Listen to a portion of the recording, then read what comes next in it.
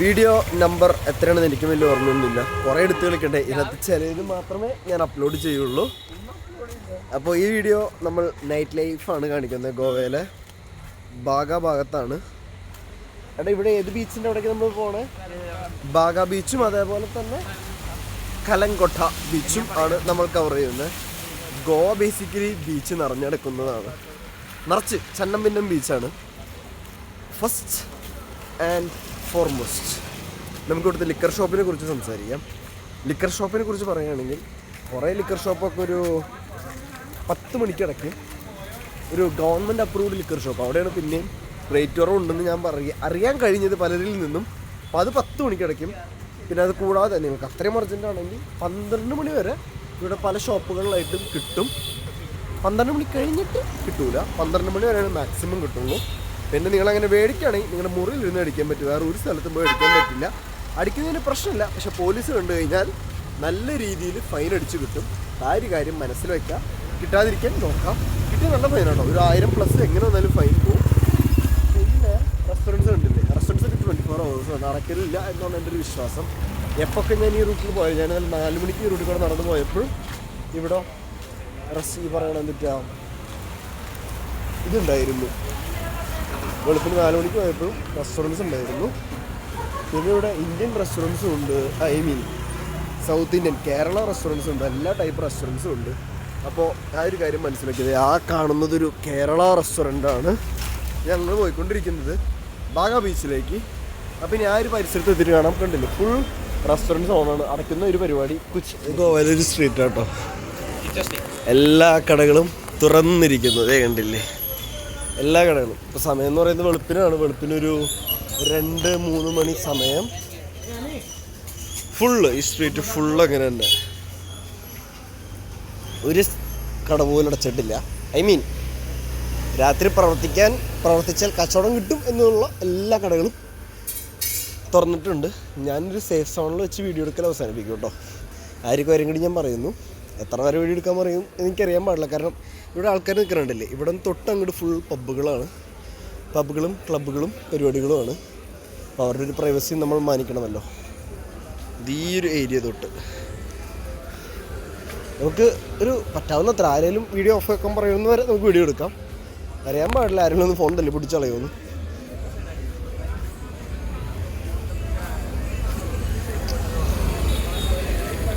സെറ്റല്ലേ,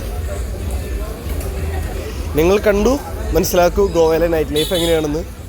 ഏതാണ്ട് നമ്മുടെ ബാംഗ്ലൂരിലെ സെറ്റപ്പ് പോലെ തന്നെ നിറച്ച ആൾക്കാരായിരിക്കും. നമ്മുടെ അടുത്ത് ആൾക്കാർ വരും, ചോദിക്കും പലതും. നമുക്ക് വേണമെങ്കിൽ നമുക്ക് ചൂസ് ചെയ്യാം, വേണ്ടെങ്കിൽ നമുക്ക് ചൂസ് ചെയ്യണ്ട. നമ്മുടെ ഓപ്ഷൻ മാത്രമാണ്. ഇവിടെ വീഡിയോ എടുക്കാൻ പാടുണ്ടോ എന്ന് എനിക്കറിയാൻ പാടില്ല. ഈ കാണുന്നത് ഒരു പബ്ബാണ്, നിറച്ച് പബ്ബുകളാണ്. അപ്പം ശരി എന്ന് ഞാൻ പറയുന്നില്ല. ഏത് എന്നിട്ടാണ് എന്നെ പോലീസ് പിടിച്ചോണ്ട് പോയത്. അല്ലെങ്കിൽ മരുന്ന് ഇടി മേടിക്കുക. ഇതുണ്ടല്ലോ, ഇത് വേറെ ലീഗ് പരിപാടിയാണ്. നമ്മൾ കറക്കിയാൽ മതി. കണ്ടില്ലേ,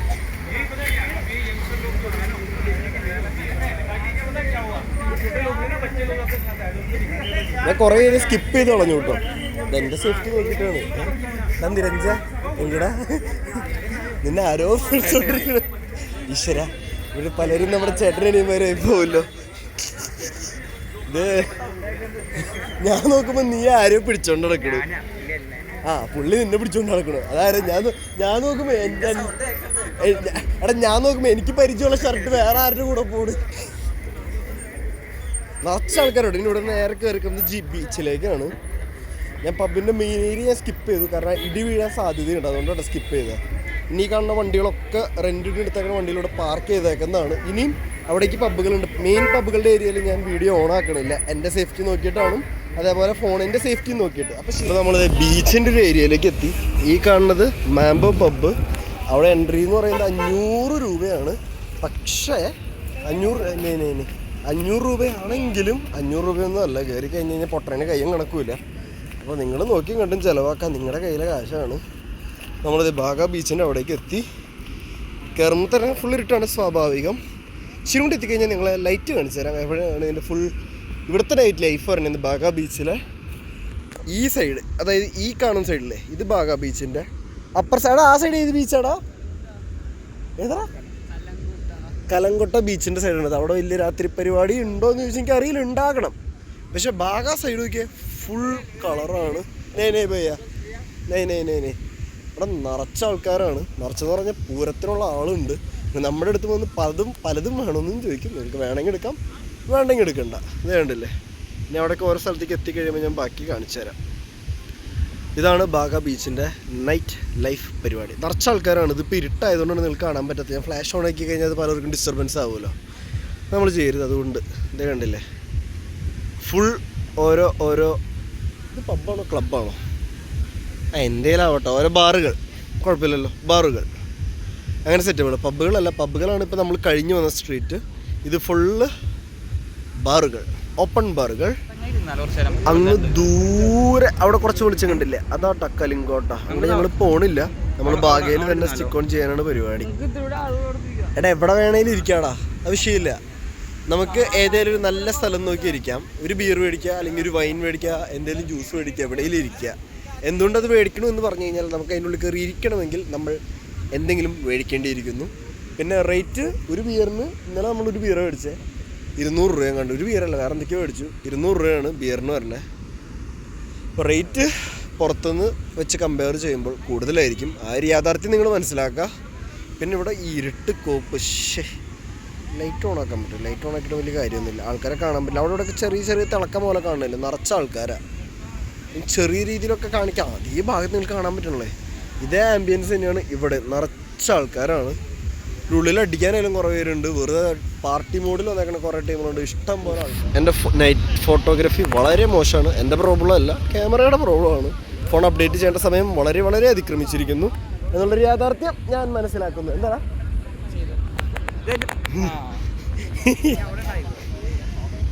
ഇത് ബാഗ റെസ്ട്രോ ബാർ, ഇത് എൽമാറോ, ഇത് ബാഗ ടീൽസ്. പിന്നെ അപ്പുറത്തൊക്കെ ആയിട്ട് നിറച്ച് പോവുകയാണ്. ഇതൊരു അറ്റം വരെ ഉണ്ട്, ഈ ഒരു പോകുന്ന അങ്ങ് അറ്റം വരെ ഇഷ്ടം പോലെ ബാറുകളാണ്. പിന്നെ നല്ല കത്തിയാണ് കേട്ടോ. ആ ഒരു യാഥാർത്ഥ്യം നിങ്ങൾ മനസ്സിലാക്കേണ്ടിയിരിക്കുന്നു. ഇതൊക്കെ തന്നെയാണ് എനിക്ക് നിങ്ങളെ കാണിച്ചു തരാനുള്ളത് ഗോവയുടെ നൈറ്റ് ലൈഫിനെ കുറിച്ചിട്ട്. ഇനിയും വീഡിയോസ് നമുക്ക് ചെയ്യാം, തിരിച്ച് വീട്ടിലൊക്കെ പോയിട്ട്.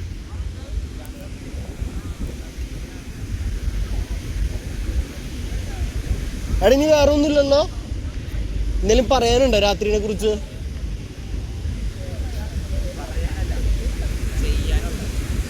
എനിക്കൊന്നേ പറയാനുള്ളൂ, ഇന്നലെ വീഡിയോ എടുത്തില്ല. അപ്പോൾ സൂക്ഷിച്ചാൽ ദുഃഖിക്കണ്ട എന്നൊറ്റ വാക്കിൽ ഞാൻ ഉപസംഹരിക്കുന്നു. എൻ്റെ വർത്തമാനമൊന്നും പറയാനില്ല. നിങ്ങൾ കണ്ടോളൂ കാഴ്ചകൾ, ഇവിടുത്തെ മനോഹരമായ കാഴ്ചകൾ ഗോവയിൽ. നിങ്ങൾ സൂക്ഷിച്ചാൽ നിങ്ങൾക്ക് ദുഃഖിക്കേണ്ടി വരില്ല. ഇരിക്കാടെ നിങ്ങൾ ഇരുന്നോ, ഞാൻ വരാം. നിങ്ങൾ എവിടെയെന്ന് വെച്ചാൽ ഇരിക്കി. നടക്കണോ? ഞാനും നടക്കാണ്, എന്തേലൊക്കെ പറഞ്ഞ്. ഓക്കെ. പിന്നെ ഇവിടെ ബീച്ചിലായാലും പശുക്കളുണ്ട്, പട്ടികളുണ്ട്, അതെല്ലായിടത്തും ഉണ്ട് കേട്ടോ. കടലിൽ കാണിക്കാൻ പോലും പറ്റുള്ളൂ. അങ്ങ് അറ്റത്തൊരു ചെറിയ ചുമല പോലെ കാണുന്നത് നമ്മുടെ സ്വന്തം കടലാണ്. കാണാൻ പറ്റുമോ നോക്കട്ടെ. കടലിൽ നിറച്ച് ആൾക്കാരുണ്ട് കേട്ടോ. ആൾക്കാർക്ക് രാത്രിയൊന്നും പകലൊന്നും ഇല്ല, കുറ്റം പറയാൻ പറ്റില്ല. കാരണം ഉച്ച സമയത്തൊക്കെ ചൂട് സഹിക്കാൻ പറ്റൂല. രാത്രിയാണ് പിന്നെ ഇച്ചിരി തണുപ്പുള്ള കടലാണ്. അങ്ങ് ഇടയ്ക്കിടയ്ക്ക് വെള്ളവര പോലെ നിങ്ങളെ കാണുന്നത് കടൽ. ആ വരുന്നത് കടൽ ചേട്ടനാണ് ഗൈസ്. അപ്പോൾ ഇതാണ് ഭാഗം, അങ്ങ് അറ്റം തൊട്ടുണ്ട് ഈ കാണുന്ന ഫുൾ സെറ്റപ്പ്. അപ്പോൾ ശരി, ബൈ.